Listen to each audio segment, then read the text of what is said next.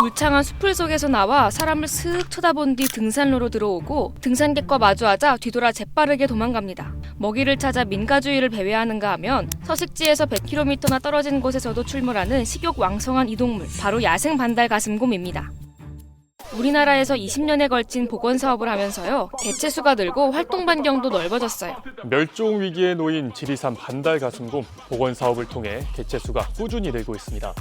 올해는 복원 1세대 반달 가슴곰의 증손주까지 태어났는데요. 반달 가슴곰 복원은 순조롭게 이루어졌지만 개체수가 늘어나다 보니 이렇게 사람들과 조우하는 일이 종종 있습니다. 현재 지리산, 덕유산 일대의 야생 반달 가슴곰은 89마리 정도 살고 있다고 합니다. 그렇다면 등산을 하다가 반달 가슴곰과 마주할 확률 얼마나 될까요?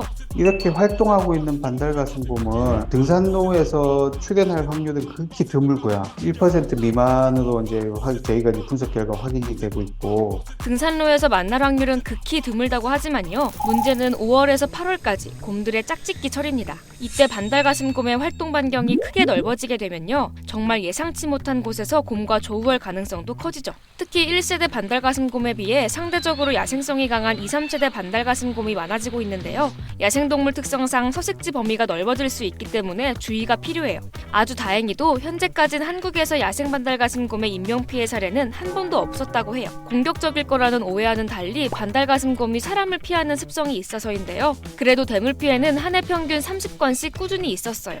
특히 꿀을 재배하는 농가에서 많은 피해가 발생했고 기물 파손이나 차량 파손 등도 있었습니다. 종 보호가 필요한 귀한 동물이긴 하지만 맹수는 맹수잖아요. 관리의 필요성이 제기되면서 곰들에게 위치 추적기를 달아놨는데요. 그런데 배터리 방전 문제 등으로 현재 위치를 알 수 없는 반달 가슴곰은 56마리 정도라고 합니다. 최근 환경부에서는 이러한 개체수의 위치 추적기를 달 방침이라고 밝혔고요. 사람 주위에 너무 자주 출몰하는 개체는 관계기관에서 회수한다고 해요. 이거는 반달 가슴곰의 주요 활동 지역 또는 그 반달 가슴곰의 흔적이 발견된 지역에 대해서 생태적 특성을 파악하고 개체의 서식 여건을 확인하기 위해서 이런 무인 카메라를 설치하고 운영하고 있습니다.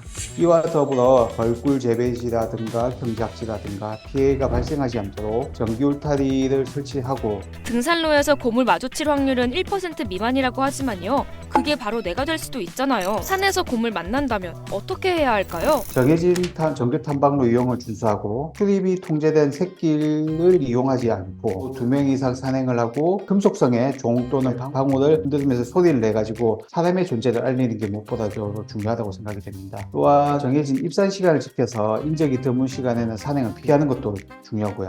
사진 촬영 같은 자극은 당연히 주지 말아야 하고요. 최대한 조용히 멀리 떨어지는 게 최선이라고 해요. 곰을 만나면 죽은 척하라는 속설이 있잖아요. 죽은 척은 최선이 아니고요. 곰을 응시하면서 뒷걸음질로 빠져나가는 게 좋다고 합니다. 등을 보이고 도망간다면 곰에게 얕잡아 보여 추격당할 가능성이 높다고 해요. 도망갈 수가 없는 상황에서는요, 가방 등으로 목이나 복부를 보호하면서 웅크리거나 등산 스틱 등으로 저항하는 방법이 있습니다. 새끼곰이라고 방심해선 안 됩니다. 주변에 어미곰이 있을 확률이 높거든요. 환경부는 이제 반달 가슴곰 복원 방향을 번식에서 서식지 관리로 전환하겠다고 밝혔어요. 아름다운 공존을 위해선 긴장과 관심의 끈을 놓지 말아야겠죠? 여러분, 우리 주위에 더 알고 싶은 동물이 있다면 댓글로 남겨주세요.